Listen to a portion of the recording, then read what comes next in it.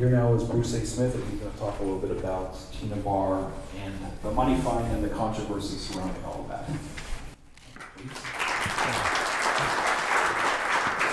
Thank you. I'm going to talk about not one, not two, but three money fines at Tina Barr. The first one are the three bundles, and that's incontrovertible. Bundles with D.B. Cooper ransom serial numbers on them were found, and we got them. So we know that. That's corroborated evidence.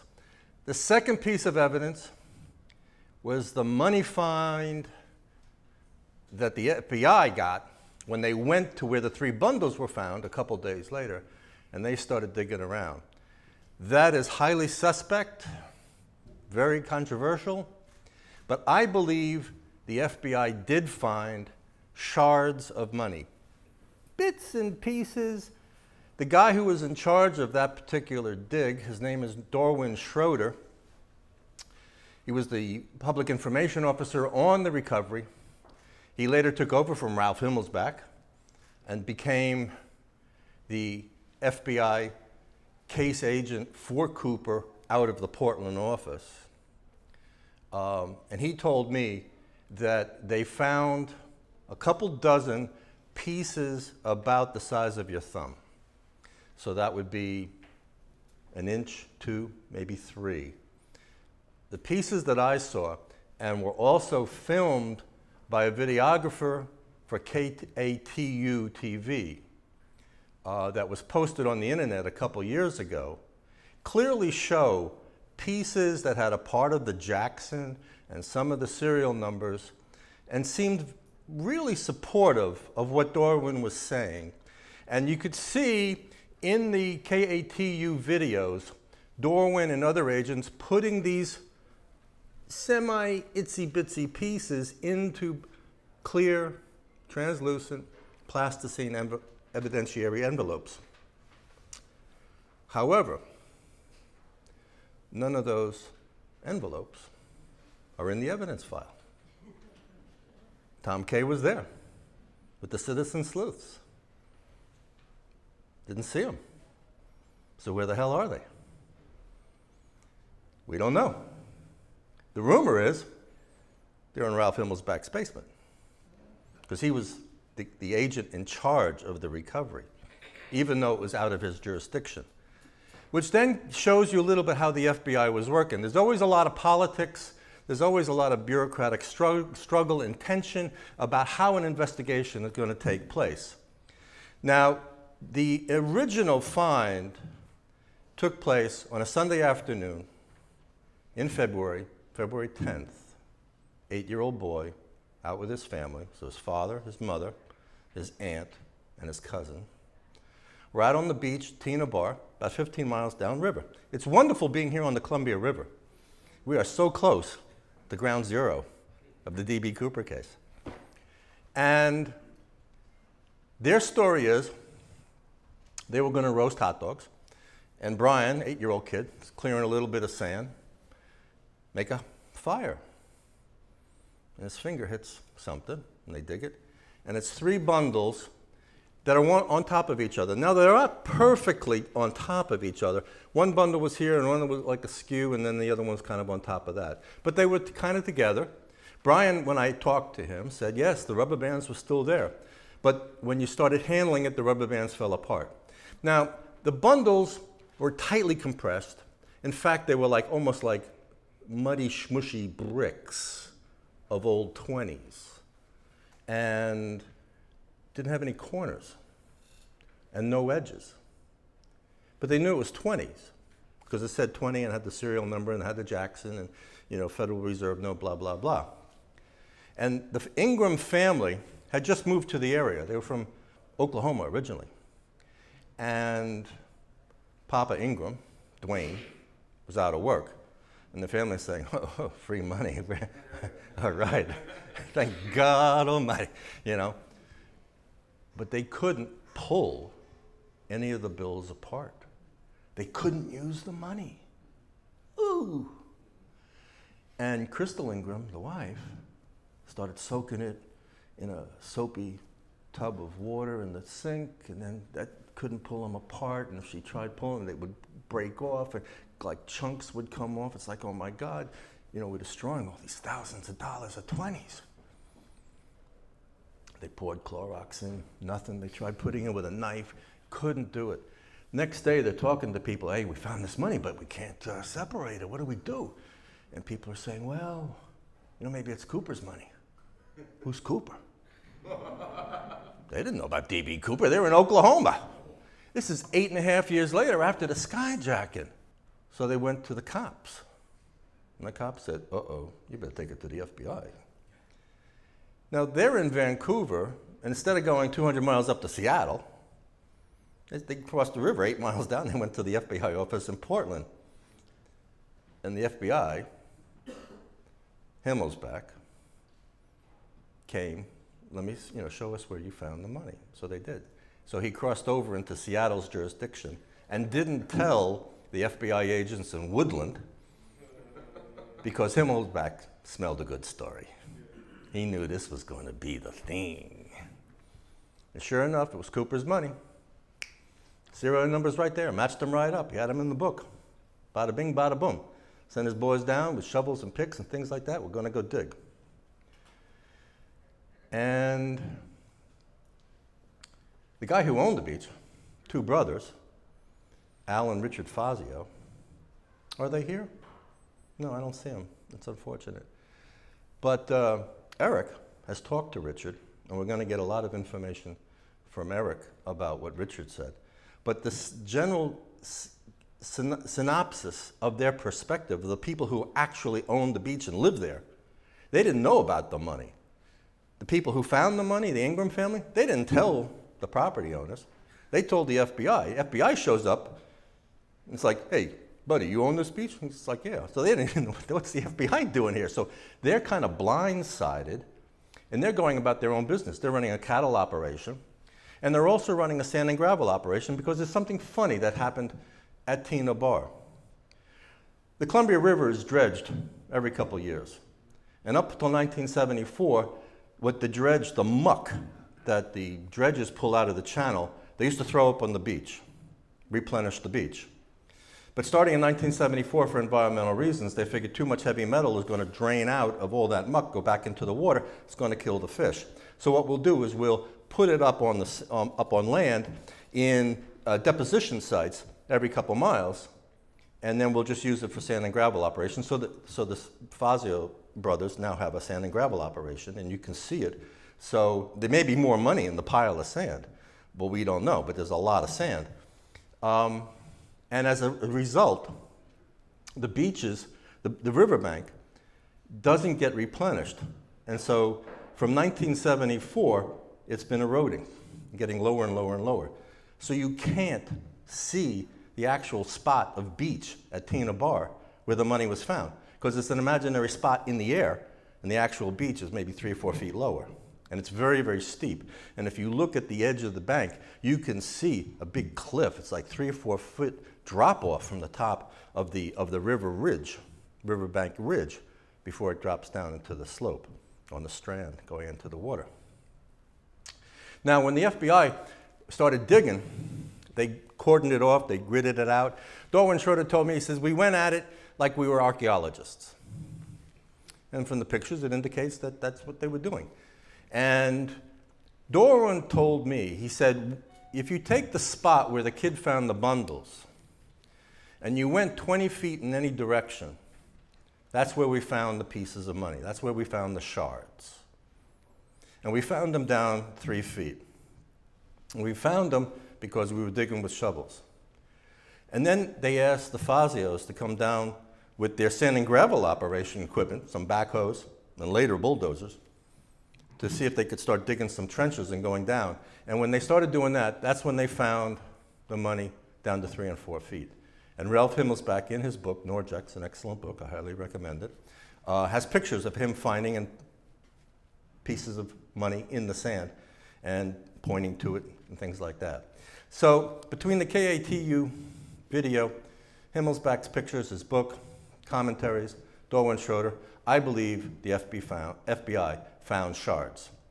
But all that's in the evidence locker that Tom has taken pictures of are two little plasticine boxes, like yay, that have thousands of little teensy weensy pieces. It looks like dust.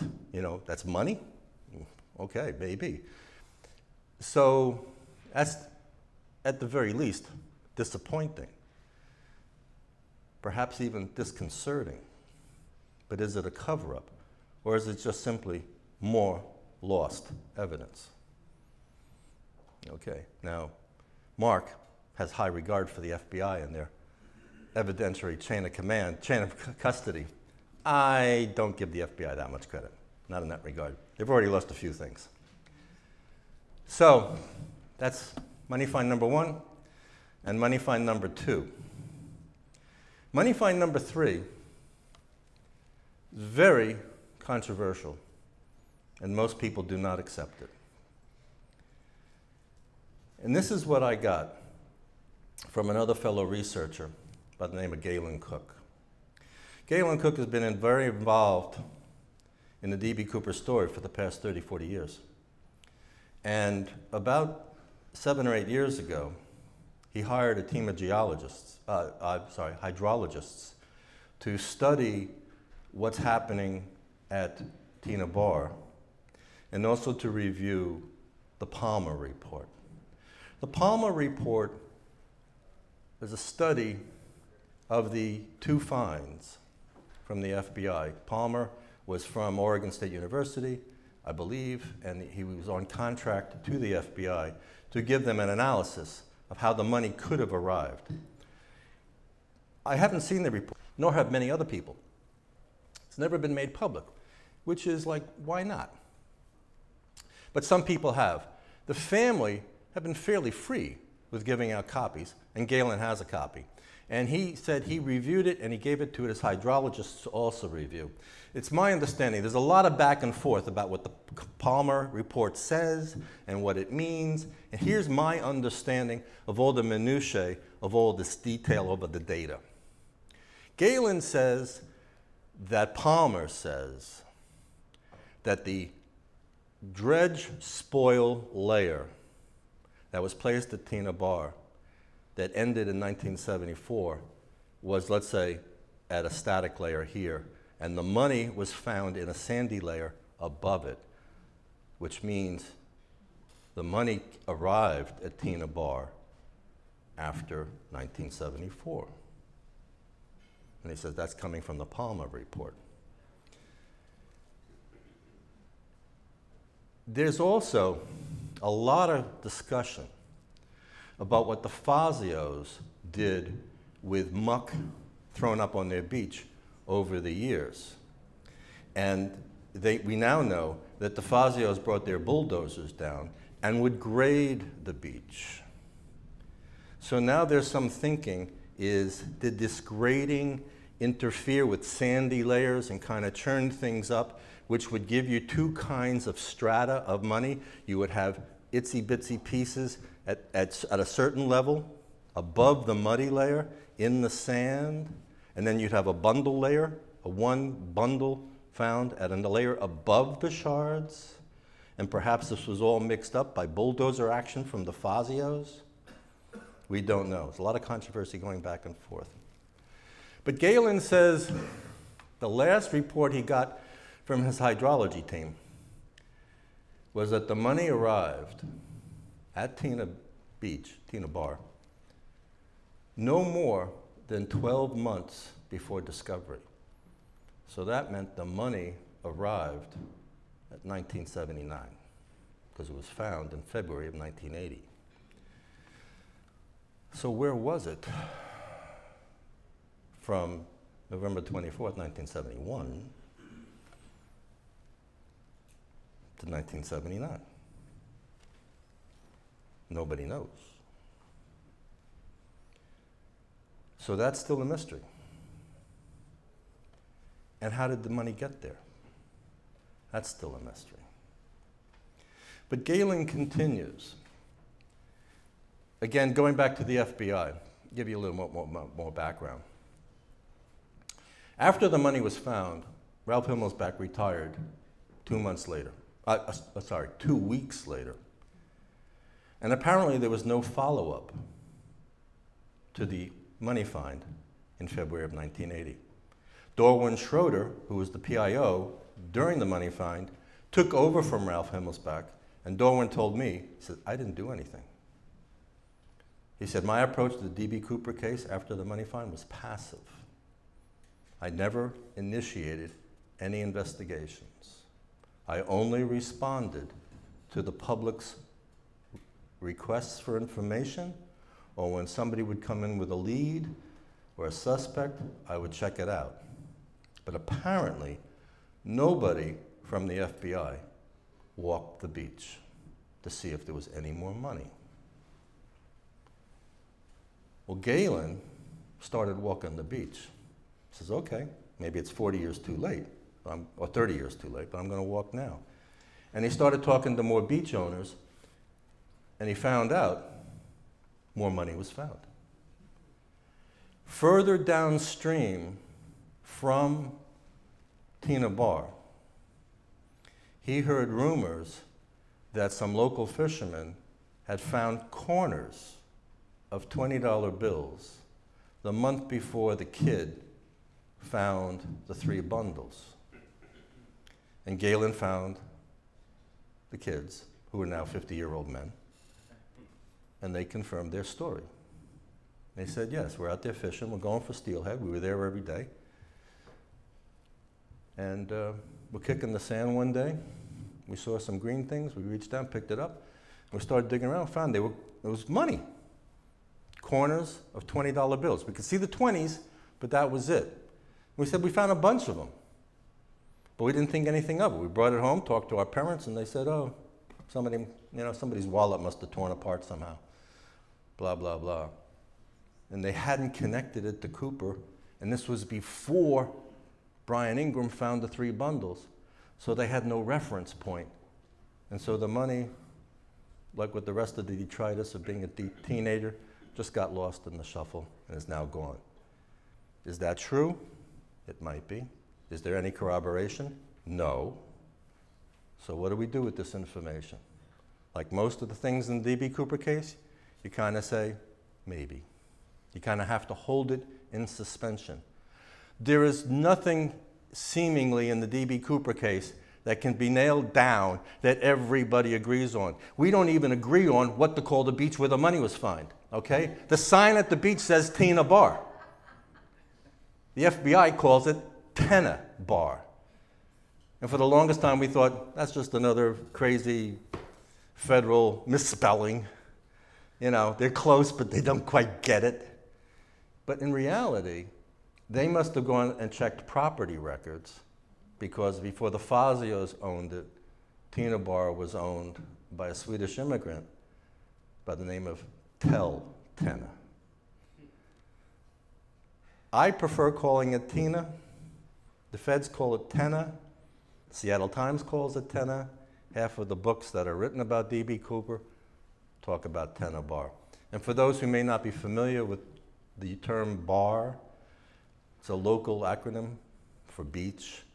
And if you're familiar with Frenchman's Bar, the county park on the river, Tina Bar is just down from there. So that's my story. Any questions? The chunks that the family found, what happened to those chunks they couldn't pry apart? The bricks. Okay. The FBI took them. They stole them. They commandeered them. Family was pissed. And they started squawking. And they found an attorney, the name has already been mentioned, an attorney by the name of Richard Tusa, who worked up until his death in 2009, really nice guy out of San Francisco, who had a specialty of finding lost relatives, ancestry kinds of things, lost monies, lost inheritance and things like that. And the Ingrams contacted him. And he said, really, D.B. Cooper money, huh? His brother, Michael, was an FBI agent in the Seattle office. So we have these secret, unknown, personal connections to this story. So Richard Tusaw agreed to take the case. He got inside information from his brother Michael, and he kicked this FBI's ass in court, and the Ingrams got their money. But they didn't get it all. The FBI got 14 bills, the big bills. They had first pick. They had 14 bills for evidence. The remaining stash, so a couple hundred bills, 180, something like that. Half went to the Ingram family, half went to Global Indemnity Insurance Company, because they were the underwriters for Northwest Orient Airlines, and they're the guys on the hook for the whole D.B. Cooper case. All right? Where Global Indemnity's money is, nobody knows. I don't know, and maybe somebody else knows, but it's not public information. The Ingram family, Brian was given the money since he found it, and the internal family dynamics on that, I understand, is pretty crazy. You know, yeah, you found it, but I'm your father, kind of thing. So, and then there's a divorce involved, and like who gets, so the money, my understanding is that the majority of bills have been sold on contract through an auction house. The auction house has come in with really, really good technology to be able to slice these bills very thin, and they have found more money in these clumps. And so what they're selling at auction really are just large chunks of bills. And you'll see Mark's 20 over here, which is considered to be one of the larger bills. And it's only half a bill, So I hope that answers your question. Got some more? What? I don't know enough, but I'm intrigued. Of the chunks that they found, how much did that equal? Of the chunks, could they? 5,800. 5,800. Oh, that's all? It's gone up. Because of all the new bills that are found, it's estimated to be about $6,200 worth of 20s. So it's around 200 bills. But so much of it's in fragments, and you got to add in all the shards. How many bills does it take to make all these thousands of shards? Darwin Schroeder says we found thousands of shards. So it's estimated to be about $6,200. Got a question over here? Yeah, thank you. You're very helpful with all this. I just say that I walked the Fazio farm with the owner, and he's a local farmer and rancher in Gravelman. He's been really, really nice. And just for everybody that loves a mystery in the room, he hated the FBI because they quarantined his property as much as he hates people like me that are interested and bug him, because to this day still he gets D.B. Cooper weirdos that go and ask him questions, and he has sons that kind of feel the same way that look identical to him. But just as a point of interest, let me tell you that he is more fascinated not with the FBI and the D.B. Cooper money that washed ashore was found on his property. He has great stories of how he personally, as a good old boy redneck farmer, has unexplained mysteries about his cattle, the strongest of the cattle, that were cauterized, removing the major organs without the animal bleeding out on his property, that still to this day cannot be explained, and after I researched it more, have happened actually kind of worldwide. So if y'all really love a mystery, look into the cauterized cattle organ removal mystery, which I'd never heard of anything like that, but I'm from Texas, so I was intrigued. And that farm owner cared less about D.B. Cooper or aviation, which is my passion, but he loved that mystery. The phenomenon is called cattle mutilation. What occurred at the Fazio property. The money was found in 1980. Fazio's had 6 cattle mutilated in the traditional, what's considered to be the traditional cattle mutilation phenomena scenario in 1991. They refused to make it public. The cops came in.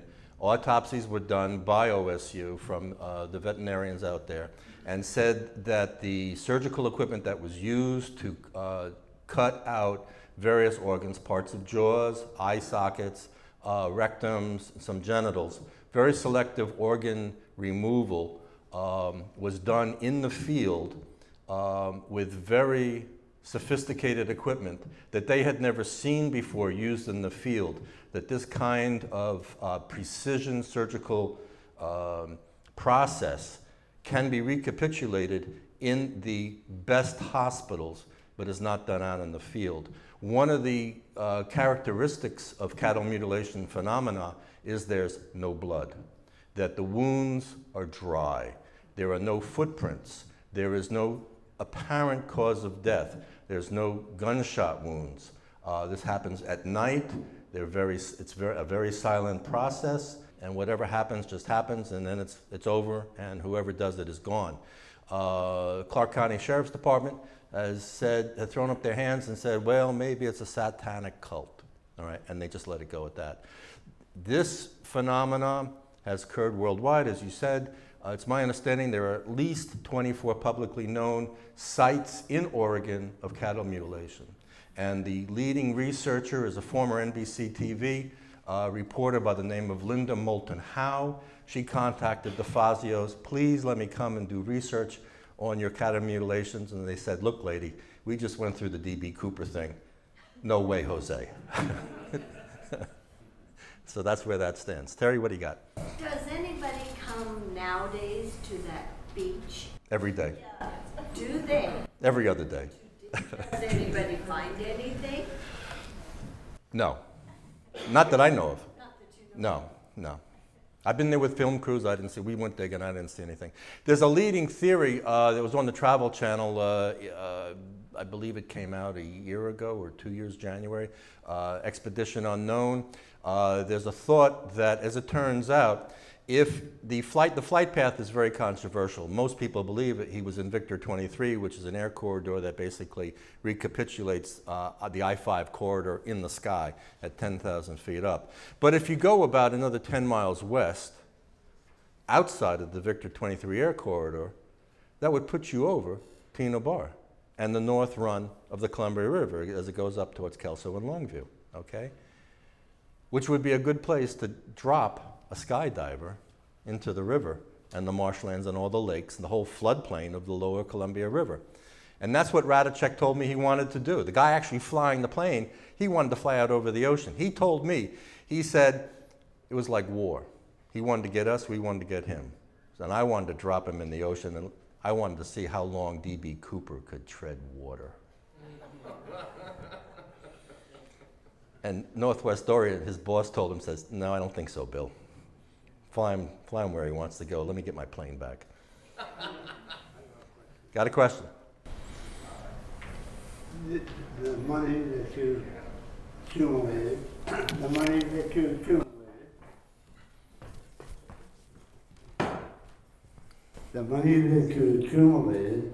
and how much between what you flew out of Seattle with and to what you guys found now, what's the difference?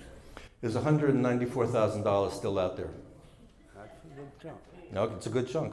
It's worth about $1 million right now. In the day, the $200,000 ransom for D.B. Cooper, we don't think $200,000, guy was jumping out of an airplane at night in November in the rain for 200 grand? Well, at the time, 200 grand was a lot of money. It was the biggest ransom demanded in an extortion case in the history of the FBI up until that date. This quickly got surpassed afterwards. And it's worth $1.1 million right now. So if there is, we'll split it, okay? I don't know, but I should find out because I'm broke, so yeah. Okay, all right. Okay, any more? Over here. Yeah, so if the count for the money is up to $6,200 today, and there were 3 bundles found, that implies there's more than 100 bills per bundle. Does that mean that maybe Cooper counted out a specific amount, rebundled it, and rubber banded it? Or does that mean the bank erred in counting it out originally? Does anybody have any idea about that? Again, this is one of those areas where we go back and forth. Well, are you ever come visit the D.B. Cooper forum in the chat room on the internet? I just discovered it like 2 days ago. 2 days ago, I was not even aware this conference was going to happen, and so that's the last thing for me. I investigated Cooper several years ago and dropped it for a long time, and I just recently picked it up again, and that's why I'm here. There's no certainty. Let's just say at this point, there's really no certainty how the bundles were bundled. Were they bundled with bank bands out of paper and that has just eroded? Was it rubber bands? How many rubber bands? Was it a rubber band around the middle? Was it two rubber bands on the edges so it didn't flap or flutter? There's a lot of discussion. A couple weeks ago, the guy who actually bundled the money at the bank, his name is Grinnell, Bill Grinnell, lives in Snohomish. I knocked on his door. I wanted to talk to him about it. He didn't answer. I left a mail. I mailed him a letter, left him phone calls, messages. I haven't heard back. I don't think he wants contact. And that kind of response or non-response from participants in the D.B. Cooper case is typical. Most of the people who were part of NORJAC, crew, passengers, FBI, families, don't want to talk. Tell me about it. I mean, Larry Carr has not returned a single message to them. Just kidding, but He didn't return. He talked to me once. Larry Carr was the case agent from 2007 to 2010. It was perhaps Larry Carr is the good, bad, and ugly of the FBI. He is a bully. He's a jerk. He's not a nice guy. Adversarial, and a genius. He hooked up with Tom Kaag, got the Citizen Sleuths going. He came to chat rooms. He started talking about the case in ways that no other FBI agent ever dared talk about it to the public.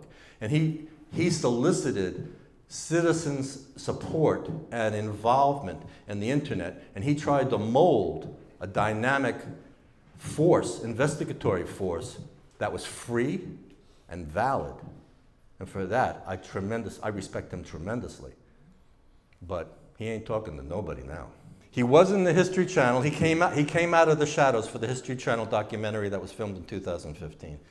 It was aired in 2016. I was surprised to see him on camera. Sir? The man that packed the parachutes in Woodland, I understand, Woodinville, Washington. Yeah. I understand that he was a victim of a homicide. Yeah, he got whacked. Yeah. And there's nothing still unresolved, I believe. Yep. Totally unresolved. A lot of people think, like loose lips sink ships. His death is very curious. The guy's name is Earl Cossie. Earl Cossie, we now know from Freedom of Information Acts, the documentation. Earl Cossie was contacted by the FBI very early, like the day after, or the 2 days after the skyjacking, to provide expert testimony and consultation services to the FBI on the parachutes used and what kind of skills D.B. Cooper would need to do this. Because the FBI this had never been done before. This is a unique crime, and the FBI were really caught flat-footed.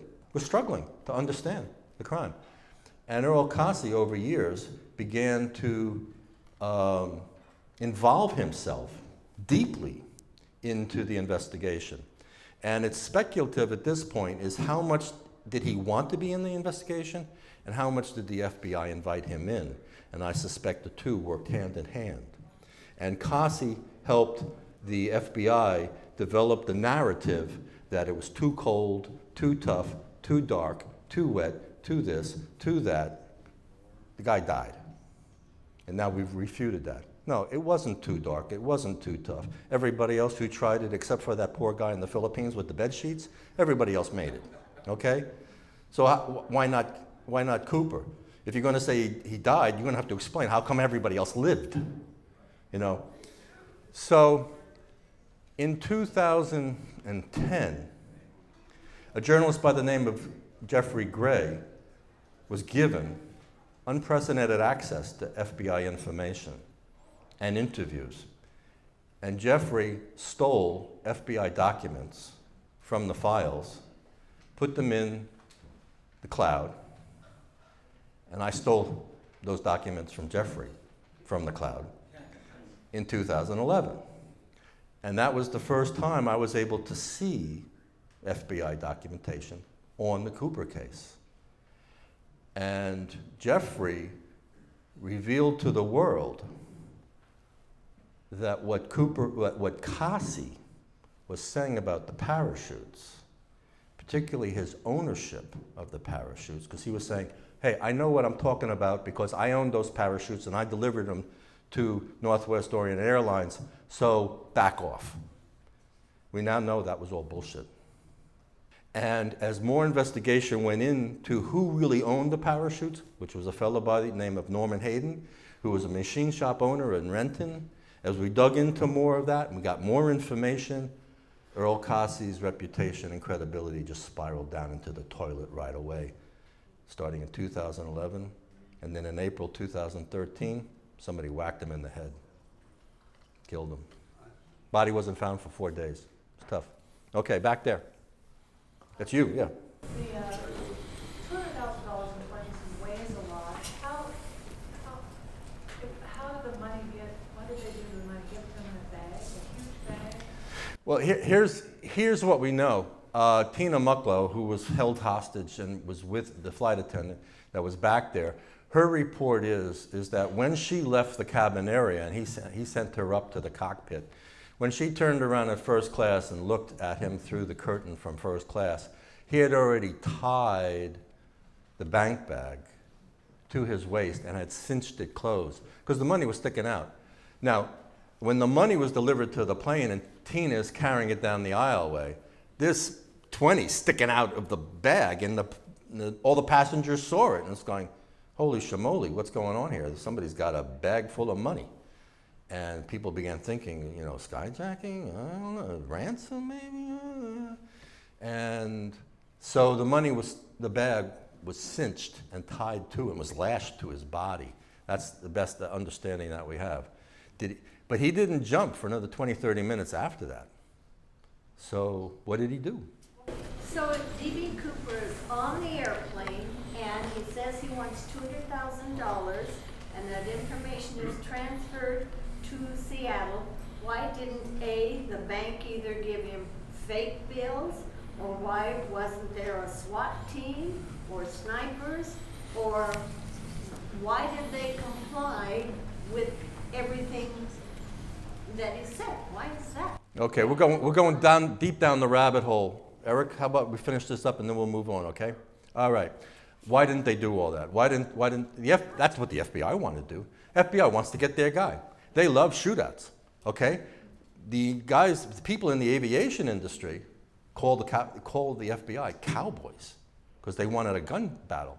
And 2 weeks before, there was a gun battle, and the FBI shot out the tires of the plane of another hijacking. Guy wanted to go to somewhere in the Caribbean, and skyjacker said, oh yeah, watch this. Shot the pilot, shot his hostage, shot other people on the plane, shot himself. And the FBI got sued for wrongful death from the passenger that was on the plane, and won in court, which really pissed off J. Edgar Hoover. Now, there was an uneasy relationship between the aviation industry, the airlines, and the FBI. The airlines, when a skyjacking happened, give him what he wants, we'll fly him wherever he wants to go, as long as we get our friggin' plane back, we'll be selling tickets tomorrow, and it's gonna fly to Oshkosh. And we don't want anybody hurt, I don't want any lawsuits, and I don't want any holes in my airplane. That's their attitude. And that's what they told everybody. And the FBI in Seattle said, oh, okay, we'll do it your way. Ha, ha, wink, wink. And they tried to sabotage the transfer of money, the refueling of the plane, at every step of the way. And an FBI snuck onto the plane. An FBI agent snuck onto the plane. I know that because I talked to one of the passengers who was an assistant district attorney for the out in federal courts. And he said, I knew the guy from the courts. His name is John. I don't remember his last name, but he was on the plane. And he walked up to me and he says, yeah, there's a skyjacking going on. He's on board. I'll talk to you later. How that agent got turned around, I don't know. But I suspect that the head flight attendant went up to him and said, buddy, not on my shift. You want a gunfight? Go pick another airlines, but not mine. And he walked off the plane. He is the one that brought on the money. And there's the narrative. We now know when we start talking to the passengers, what happened on that flight is much different than the official narrative from the crew and from the FBI. Things happened a lot different. There was a fight on board. No one knows about that. There were free drinks because they were flying around for 2 hours waiting for everything to come to the airport. So they're pouring the drinks. Everybody's drinking. Well, somebody had too much. Started a fist fight in row 12. Okay? D.B. Cooper helped break it up. Just below Vancouver there. And You were on the river that night, and just below the Vancouver Railroad Bridge. okay. Okay, that's the Vancouver, called the Vancouver Drift. Yeah. Okay. And it was windy. It was bad. And there wasn't much fish around. And most of the people went in. And I stayed out all night. Anyway, I didn't end up with a heck of a lot, but I scratched some up for fish, you know. I fished that drift for years and years and years. And when you find out what bounty, you know, reward for his body. We'll be in touch. We'll be in touch. Yeah. Okay. We got to wrap it up. Okay. Good. Thanks, everybody. Yeah.